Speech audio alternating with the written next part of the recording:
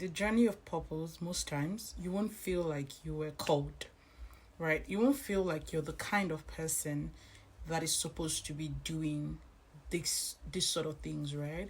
So I'll share a very quick story.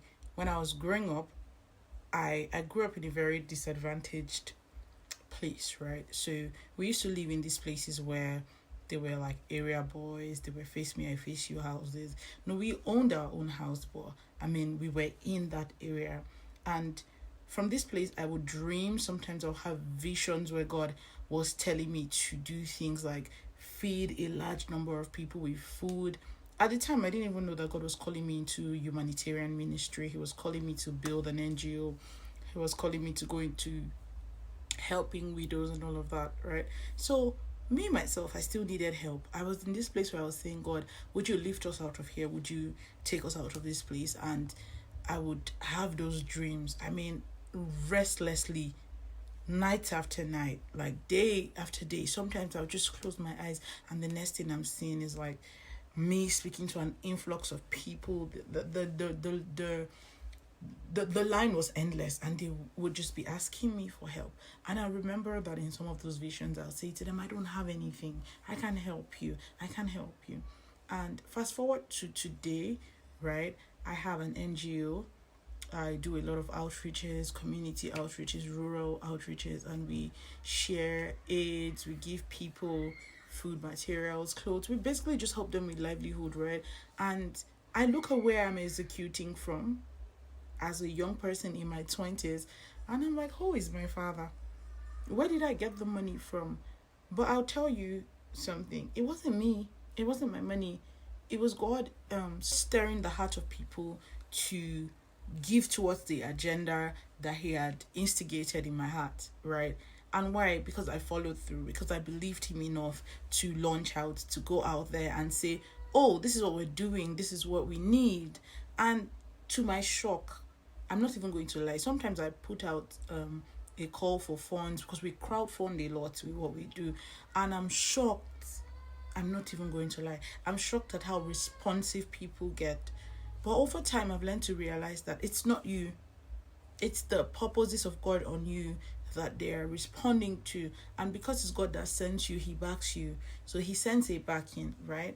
So this is to encourage anyone out there who's thinking, whatever God has called me to do is not me.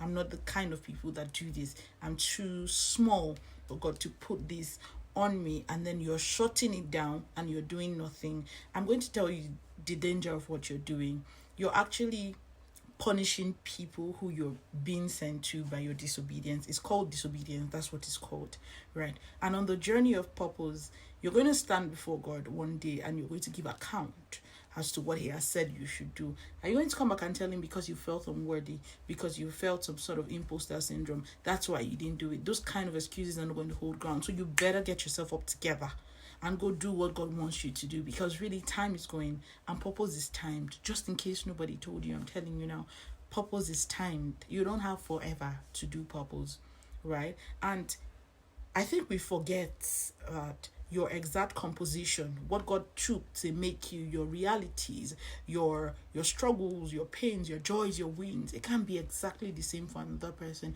And so if God crafted this you to help a generation, this your design cannot be gotten anywhere else. No, nobody's going to have your exact experience in 1996 in no. God is a God of intentionality. Everything he's doing is weaving together a nicely put together fit of you for the word, tailor-made for your word. So you need to realize that there's no you. There's nobody else that's going to come and do your assignment. You're thinking that you can be replaced, God should send another person, I think is the biggest deception of all time, and it's not right.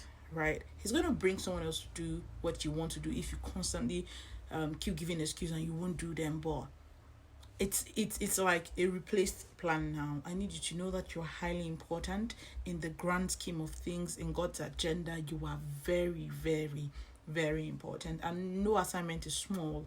Everything that God tells you to do, it's big, right? We're together, we're all doing God's work in any field wherever you are, and it's going to add up to make an ocean, right? So little drop that you think is a little drop, it's actually adding up to make the ocean. I hope this helps you to realize that you need to stand up and you need to get to it, what God is telling you to do. I love you and I'm rooting for you and I'm praying for you. If you need anybody to talk to, I'm here around Purpose. Please reach out to me.